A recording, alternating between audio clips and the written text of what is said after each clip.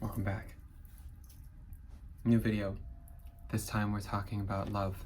I have my sketchbook, I have music on, and we're ready to just chill and chat. So if you are bored, do something while I'm on in the background, or if you're not, just watch me. We have some really interesting talking points to discuss, especially limerence. Is art seductive?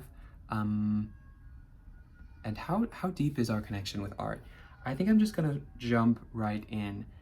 I do have a crush on a piece of artwork, and don't laugh at me. Don't laugh at me yet, because I think we all do. We all have connections with art that's more than just, consuming it or, okay, well, let me tell you about this one. I'm obsessed with Bernini's David, right? It's different than Michelangelo's David, and I think it's almost a more accurate representation of David because he's tense, right? He's something about that image realized in marble is so accurate and so perfect. It's such a perfect plastic achievement that I have a connection with it that's deeper than just admiring it for its, perfection of a craft, right? It's more than just skill of the artist that attracts me. It's like this figure has been realized in real life. And there are a lot of different artworks. It's rare for me to find such a deep connection to a piece of artwork like that. And in fact, I can form a limerence attachment to a piece of architecture just in a different way, right?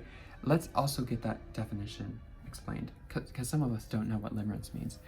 Limerence is a sort of deep psychological obsession or connection with someone that especially stems in times of sorrow, in times of difficulties, when our body is searching for social or romantic connection, right?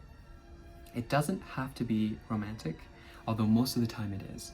And for me, I want to expand the word to encompass more than just being obsessed with someone, but being obsessed with something. And I think the most common way of forming a limerence attachment that isn't with someone is with artwork, right? And why is that? I don't think I have an answer for you yet, but it has to be because art is deeply spiritual, right?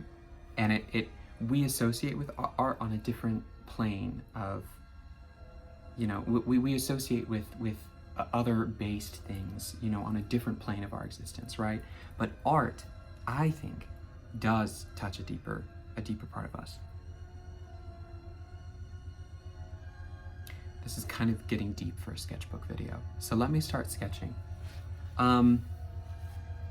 This year though, I think I did form kind of something more than a crush. It actually unnerved me. It unnerved me how much of an attachment romantically I had with someone. And, of course they were oblivious to it, but it kind of disturbed me. This wasn't this year. This was actually, this was last year. And unfortunately, this person graduated, so I never got to see them again, really. It's kind of sad.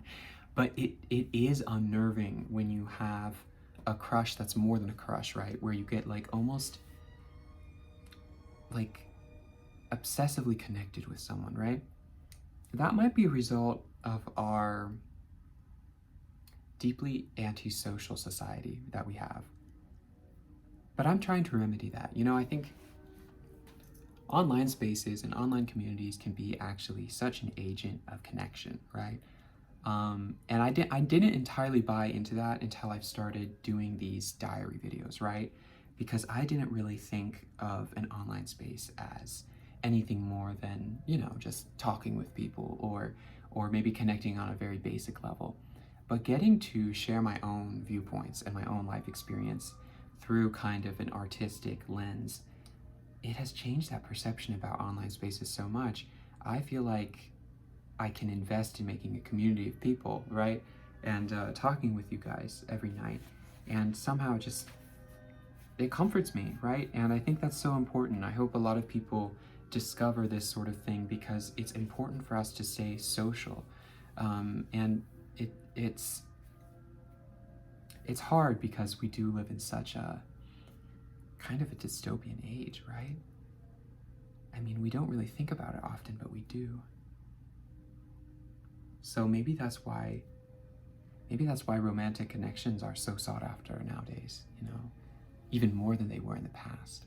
And now maybe that's why we're labeling things like limerences, because we encounter them more, you know? I don't know. It's a weird thing to think about. It's an interesting thing to think about. Yeah. There is one person though that that definitely is, sometimes it's hard, like it's hard seeing someone you're interested in, right? Just like on a day-to-day basis, you know, because then it's like it's just weird. But yeah, art can be a really good way of using all your emotional faculties, you know, and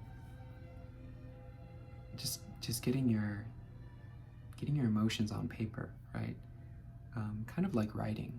A lot of my best friends are writers because they just have such a way they have a healthy way of getting out their emotions, you know, with the ink and pen, you know, and just putting to paper what they can't articulate, you know. And so I think that's really healthy. And I think I do the same with my daily sketches, right? This is off topic, but I've been obsessed with Piranesi. Both his architecture in Italy, but also his sketchbooks are just, they're so whimsical and so fun. They're almost like Art Nouveau before Art Nouveau was a thing, right? And if you've never heard of Piranesi, I definitely suggest looking him up. He has a really interesting hand. It's always like really swirly. I don't even know. Let me show you what I'm like, the sketch I'm working on right now. Oh, that's really tough to see. Eek. Okay, wait, I have an idea. If I tap my phone and lower this. Oh, you guys cannot see that very well. Rats. Okay, that's fine. Sorry, guys.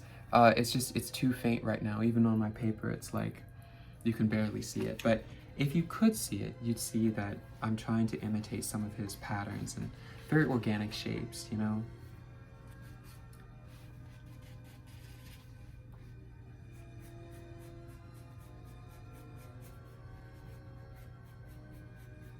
How's your guys' day, you know? I hope everything's going okay. I hope everyone isn't getting sick. That's the worst in the winter time, because I feel like right before we get on holiday break, everyone gets sick and it's just sad. But hopefully you guys everyone's in good health and stuff. But this piece of music, guys. This one's Rachmaninoff Symphony No. 2, and it's his Adagio. It's beautiful. I've been listening to this on repeat the whole night. Such a nice piece of music. I think I want to make a video though before, I'm already out of time. So sad. I always want to talk with you guys way longer than I should. Okay, well, I want to make a video about the month of November, because so many weird things have been happening to me. It's like crazy. I feel like this month has been like oddly haunting, right? Like it's kind of creepy. And I just keep seeing people like in my mirror and stuff. It's like really weird and it's freaking me out, but it's also really good inspiration. And I can't tell if I'm just tired and I'm hallucinating or if it's like actually someone's here. And so like, I don't really like, it's good inspiration though. So I don't want to like, do you get that? You know, like sometimes creepy things can be like really good inspiration. So, and like I keep thinking that like something is touching me, right? I don't know. It's just weird. I'm gonna make a video about that though, about November, and we just keep having fog. It's been like 3 days straight of fog. It's like, guys, stop. You know how I just got Dracula and I've been reading it? It's like the book has come to me in real life. It's like, oh my gosh, stop. Like, I don't want all this fog. This is actually starting to creep me out. Anyway, okay, it's 10 minutes now. I really need to wrap this up. Let me show you something though. I did a little study of, this is actually a piece of architecture from an Art Nouveau building in France, in Paris, a hotel, and they have a little, I don't know if you guys know what a keystone is. A keystone is the very top stone of an arch, but they put a little figure in, so this head is supplanted into the keystone of the arch, and it's really actually stunning. It's awesome what they can do. But okay, I need to wrap this up. I have so much more to say, but I'll have to save it for tomorrow. Yeah, don't give up on love. That's so corny. Oh my gosh.